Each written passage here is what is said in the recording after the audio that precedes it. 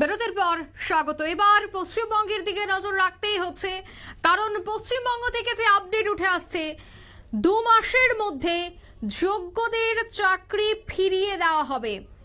আইন মেনে 2 মাসের মধ্যে যোগ্যদের চাকরি ফেরত দেওয়া হবে।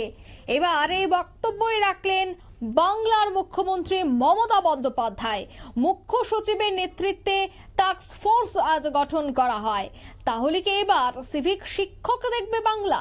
বিস্তারিত জানবো, টেলিফোন লাইনে যুক্ত হয়ে গেছে পশ্চিমবঙ্গ থেকে প্রতিনিধি শান্তনু পান। শান্তনু, কি মনে হয়, তবে কি এবার সিভিক শিক্ষক দেখতে চলেছে বাংলা?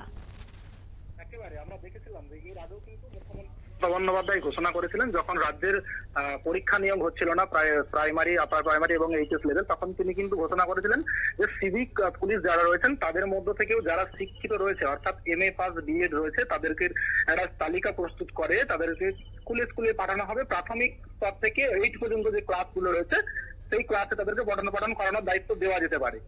তারপরে দীর্ঘ কয়েক বছর কিন্তু কেটে গিয়েছে। আমরা দেখলাম 2025 সালে এসে 2016 যে এসএসসির প্যানেল তা কিন্তু সুপ্রিম কোর্ট পুরোটাই বাতিল করে দিয়েছে, যার ফলে কিন্তু একটা সংকট দেখা দিয়েছে। পশ্চিমবঙ্গের প্রত্যেকটি জেলায় কম বেশি অনেক স্কুলেই এই সংখ্যাটা দেখা দিয়েছে, যার ফলে এই মুহূর্তে পরীক্ষা চলছে।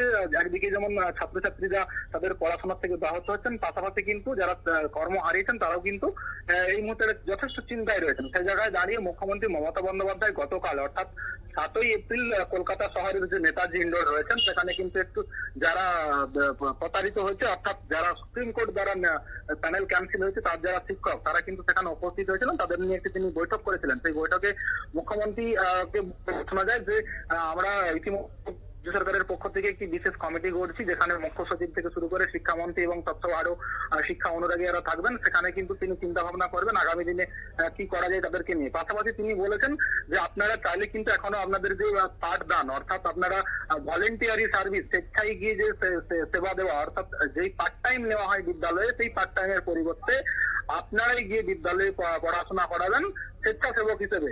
তো সেই জায়গায় দাঁড়িয়ে কিন্তু যারা ছিলেন সেখানে একটি সংগঠন হয়েছে প্রাইম টিচার অ্যাসোসিয়েশন বলে, সেই সংগঠনের যারা সভাপতি থেকে শুরু করে সম্পাদক রয়েছেন তারা কিন্তু বলেছেন যে মুখ্যমন্ত্রী মানবিক, সেক্ষেত্রে আমাদের পাশে রয়েছেন, নিশ্চয়ই তিনি কিছু একটা ব্যবস্থা করবেন, আমরা সেই নীতি মেনে চলবো। অন্যদিকে কিন্তু বেশ কিছু সংখ্যক শিক্ষক শিক্ষিকা তারা কিন্তু এটার তীব্র প্রতিবাদ জানিয়েছেন। তারা যেটা জানিয়েছেন যে না, আমরা তো কোনো স্বেচ্ছাসেবক করতে আসিনি, আমরা নিজেদের যোগ্যতায় শিক্ষা দিতে এসেছিলাম এবং তার একটা নির্দিষ্ট মাপকাঠি ছিল। তাহলে আজকে সেই মাপকাঠি থেকে আমরা কেন বঞ্চিত হলাম, তার জন্য মুখ্যমন্ত্রী দায়ী নয়? তিনি কি আগে এই যে স্যাগ্রিগেশন করে সম্পূর্ণ দুটো আলাদা লিস্ট, একটা যোগ্য এবং অযোগ্যদের, সেই লিস্ট কি তিনি প্রোভাইড করতে পারতেন না? তাহলে তো আজকে আমাদেরকে এই দিনটা দেখতে হতো না। আর তিনি এখন বলছেন যে স্বেচ্ছায় গিয়ে পড়াতে, আমরা কোনোভাবেই এই মেনে নিতে পারছি না, কারণ মানসিক ভাবেই তো আমরা প্রস্তুত নয় যে আমরা স্বেচ্ছাসেবক শিক্ষক হিসেবে সেই বিদ্যালয়ে পড়াতে যাব, যেখানে সুপ্রিম কোর্ট নির্দেশ দিয়েছে যে আমরা সেই বিদ্যালয়ে আর পড়ানোর মতো যোগ্যতায় নেই।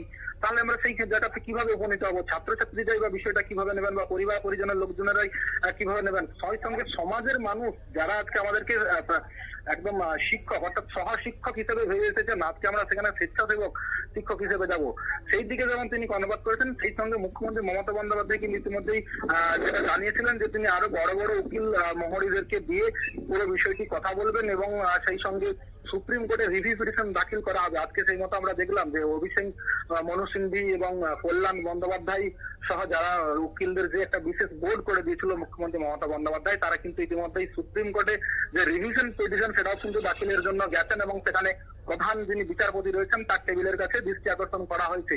তবে অন্যদিকে তোমায় জানিয়ে রাখবো যে এই যে রিভিশন পিটিশন, সেক্ষেত্রে মুখ্যমন্ত্রী মমতা বন্দ্যোপাধ্যায় নেতাজি ইন্দোরে কিন্তু আরো একটি বিষয় উল্লেখ করেছিলেন যে আমরা দুটি ভাগে ভাগ করতে চাই, অর্থাৎ যারা যোগ্য এবং অযোগ্য। তাহলে মুখ্যমন্ত্রী মমতা বন্দ্যোপাধ্যায় এই ভাষাটা কিভাবে ব্যবহার করলেন, এটা কিন্তু অনেক শিক্ষক শিক্ষিকাই প্রশ্ন তুলছেন যে তিনি সুপ্রিম কোর্টের নির্দেশে যোগ্য অযোগ্যদের তালিকা প্রোভাইড করলেন না বলে আজকে আমরা সেখান থেকে বঞ্চিত হলাম, অথচ তিনি আজকে আমাদেরকে ডেকে বলছেন যে দুটো ভাগে ভাগ করে প্রথমে যারা যোগ্য রয়েছে তাদের বিষয়টা ভাববো, পরে অযোগ্যদের নিয়ে বসবো। এটা কি ধরনের কথাবার্তা? তাহলে কি মুখ্যমন্ত্রীর কাছে এই লিস্ট ইতিমধ্যে প্রস্তুত রয়েছে?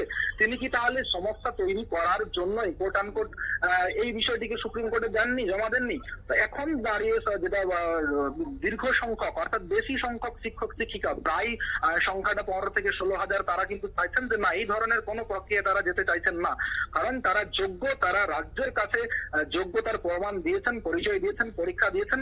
তো আগামী দিনে মুখ্যমন্ত্রী দুটো বিষয়কে তুলে ধরেছেন, যে একদিকে তারা যেমন ভলেন্টিয়ারি সার্ভিস দেবে এবং পাশাপাশি সরকারের পক্ষ থেকে বিষয়টি দেখা হচ্ছে কোর্টে গিয়ে মানবিক দৃষ্টি আকর্ষণ করে যদি সুপ্রিম কোর্টের কাছে রিভিশন করে নতুন ভাবে যদি তাদেরকে পুনর্বহাল রাখা যায়, অন্তত পক্ষে সারা জীবনের জন্য না হলেও এই যে শিক্ষাবর্ষ অর্থাৎ 2025-এর যে শিক্ষাবর্ষটা চলছে সেই শিক্ষাবর্ষটা যাতে এই শিক্ষকরা কমপ্লিট করতে পারেন, তার দুটো বিশেষ কারণ তিনি দেখিয়েছেন। যে এরা তো সাবজেক্ট টিচার হিসেবে যেই ক্লাসগুলো পড়াচ্ছিলেন সেক্ষেত্রে যেমন একটা অসুবিধা হবে, পাশাপাশি উচ্চ মাধ্যমিক এবং মাধ্যমিকের খাতা যারা দেখছেন তারা তো জমা দিতে পারেননি বা তারা তো এখনো রেজাল্ট হয়নি, তাহলে সেই রেজাল্টে কিন্তু প্রভাব পড়বে, যার ক্ষতির শিকার হবেন ছাত্রছাত্রীরা। তাহলে সেই বিষয়টি মাথায় রেখে সুপ্রিম কোর্ট যাতে অন্তত এই শিক্ষাবর্ষ 2025-এর যে শিক্ষাবর্ষ শেষ পর্যন্ত তাদেরকে যেন পুনর্বহাল করা হয়, এই বিষয়গুলিকে মাথায় রেখে কিন্তু সুপ্রিম কোর্টে রিভিশন ফাইল করা হয়েছে। আর আরেকটা বিষয় তিনি উল্লেখ করেছেন ছাত্রছাত্রীদের স্বার্থে, যাতে হচ্ছে যে সমস্ত শিক্ষক শিক্ষিকারা অবসর গ্রহণ করেছেন 1 থেকে 2 বছরের মধ্যে তারা যেন মানবিক হয়ে গিয়ে পড়ান। সেই সঙ্গে যারা কর্মহারা হয়েছেন তাদের কাছে বলেছে যে তোমরা প্রিপারেশন নাও, 2 মাস 3 মাসের মধ্যে তোমরা প্রিপারেশন নাও, নতুন করে কিন্তু আমি নিয়োগ প্রক্রিয়া শুরু করবো। অর্থাৎ মুখ্যমন্ত্রীর কথাই কিন্তু স্পষ্ট কোনো একটা ধারণা নেই, তিনি কিন্তু 2-3টে দিকের কথা বলছেন। একদিকে বলছেন যে আমি নতুন করে পরীক্ষা নিয়ে পুনরায় নিয়োগ করবো, সেক্ষেত্রে তোমরা একটা বিষয়ে ছাড় পাবে। তিনি উল্লেখযোগ্যভাবে কিন্তু পয়েন্টগুলো উল্লেখ করেছেন যে তোমরা এতদিন পড়িয়েছো, অর্থাৎ 6 থেকে 7 বছর 8 বছর 9 বছর যারা পড়িয়েছো তাদের একটা অভিজ্ঞতা হয়েছে, সেখানে অভিজ্ঞতা থেকে তারা একটা মার্কস পায় এবং এতদিন যেহেতু পড়াচ্ছেন সেক্ষেত্রে আপনাদেরও তো নলেজ রয়েছে, আপনারা পরীক্ষা ইজিলি পাস করতে পারবেন। অর্থাৎ তিনি কিন্তু কোট আনকোট এই ভাষাটা বুঝিয়ে দিতে চেয়েছেন যে আপনাদেরকেই আমরা কোনো না কোনো ভাবে ফিরিয়ে আনবো, এই সরকারের তা প্রচেষ্টা থাকবে। যদিও যারা কর্মহারা হয়ে পড়েছেন তারা কিন্তু মুখ্যমন্ত্রীর এই নির্দেশকে একদিকে গুটি কয়েক ব্যক্তি 5-6 হাজারের মতো ব্যক্তি যারা একটি সংগঠন করেছেন ডিপ্রাইভড টিচার অ্যাসোসিয়েশন, তারা যেমন মেনে নিচ্ছেন, কিন্তু উল্টো দিকে বেশিরভাগ সংখ্যা যারা রয়েছেন তারা কিন্তু কোনোভাবে মেনে নিতে পারছেন না। তো এমতো জায়গায় দাঁড়িয়ে কিন্তু বিরোধীরা যথেষ্টই সহযোগিতার হাত বাড়িয়ে দিয়েছেন। রাজ্যের বিরোধী দলরা শুভেন্দু অধিকারীকে আমরা কালকে দেখেছি, তিনি যারা এই কর্মহারা হয়েছেন তারা শুভেন্দু অধিকারীর সাথে দেখা করেছিলেন এবং শুভেন্দু অধিকারী বলেছেন যে আপনারা রিভিশন পিটিশন করুন, নিজেদের সিঙ্গেল অর্থাৎ আপনাদের কাছে কমিশনারের পক্ষ থেকে যেই মার্কশিট প্রোভাইড করা হয়েছিল পাসের, সেই মার্কশিট সঙ্গে নিয়ে রিভিশন পিটিশন করুন। আমি আপনাদেরকে উকিল দিয়ে সাহায্য করবো, সেখানে উকিলের খরচ মেটানোর জন্য আমাদের বিজেপির যারা বিধায়ক রয়েছেন তাদের সকলেই চাঁদা দেবেন, চাঁদা দিয়ে কিন্তু আপনারা আমাদেরকে সাহায্য করবো। তবে প্রশ্ন জাগছে যে মুখ্যমন্ত্রী মমতা বন্দ্যোপাধ্যায় কি সুপ্রিম কোর্টের এই যে নির্দেশ, সেই নির্দেশকে কি তিনি অমান্য করে পুনরায় আবার ওই শিক্ষকদেরকে বিদ্যালয়ে পাঠাতে পারেন? কারণ তিনি ইতিমধ্যে ঘোষণা করেছেন যারা যেই বিদ্যালয়ে যেই পোস্টে কর্মরত ছিলেন তারা কিন্তু আবার বিদ্যালয়ে ফিরে যান। আজকেই তাদেরকে যাতে বলা হয়েছিল, যদিও আমরা দেখেছি যে গুটি কয়েক শিক্ষক তাদের বিদ্যালয়ে ফিরে গিয়েছিলেন, কিন্তু বেশ কিছু শিক্ষক অর্থাৎ 90% উপরে যে শিক্ষক তারা কিন্তু কোনোভাবে বিদ্যালয়ে যাননি। তারা বলেছেন যে আমাদের কাছে যতক্ষণ না এর একদম সমাধান সূত্র বের হয় এবং লাস্ট সরকারের পক্ষ থেকে ডিআই এর পক্ষ থেকে যে মেসেজ বা নোটিফিকেশন, সেই নোটিফিকেশন না পাচ্ছেন ততক্ষণ পর্যন্ত তারা কিন্তু যাবেন না। তবে এবার প্রশ্ন দাঁড়াচ্ছে, তাহলে মুখ্যমন্ত্রী এই বিষয়গুলি হঠাৎ কেন করছেন? তাহলে কি শুধুমাত্র যারা প্রতারিত হয়েছেন বা কর্মহারা হয়েছেন শিক্ষক তাদেরকে সহানুভূতি দেখানোর জন্য, নাকি রাজনৈতিক ভাবে এই যে কর্মহারা শিক্ষকরা কোনো বিরোধী রাজনৈতিক দলের সংগঠনের ছত্রছায়ায় না চলে যায়, বিরোধী রাজনৈতিক দল তাদেরকে নিয়ে কোনো রাস্তায় নামতে না পারেন, সেই জন্য কি মুখ্যমন্ত্রী তড়িঘড়ি করে নেতাজি ইন্দ্রের একটি বৈঠক করে এই ধরনের বার্তা দিতে চাইলেন? সেখানেও আমরা দেখেছি যে তিনি একটি সেপারেশন তৈরি করে দিয়েছেন যে 5-6 হাজার মাত্র সেখানে ডেলিগেট পাস দেওয়া হয়েছিল, যারা ওই পাস নিয়ে নেতাজি ইন্ডোরের মধ্যে প্রবেশ করতে পারে।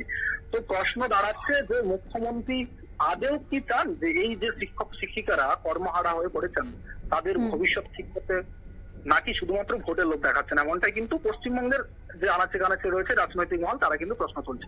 অঙ্কিতা, ধন্যবাদ। অর্থাৎ এবার মুখ্যমন্ত্রী সেই চাকরিচ্যুতদের পুনরায় নিয়োগ করতে চলেছে, যে বার্তা দিলেন আজ মুখ্যমন্ত্রী। তবে কবে হবে নিয়োগ, অন্যদিকে কিভাবে চলবে নিয়োগ প্রক্রিয়া, সত্যি কি সম্ভব এই নিয়োগ? প্রায় 26,000 জনকে পুনরায় চাকরি দেওয়া কি সত্যি পারবে মমতা বন্দ্যোপাধ্যায়ের সরকার? প্রশ্ন কিন্তু একাধিক রয়েছে, এবার দেখার বিষয় যে আখেরে কি হয়। এই মুহূর্তের সংবাদ এই পর্যন্তই। আমাদের পরবর্তী নিউজ এবং আপডেট দেখার জন্য অবশ্যই চোখ রাখবেন শুধুমাত্র নিউজ ভ্যানগার্ডের পর্দায়। ধন্যবাদ।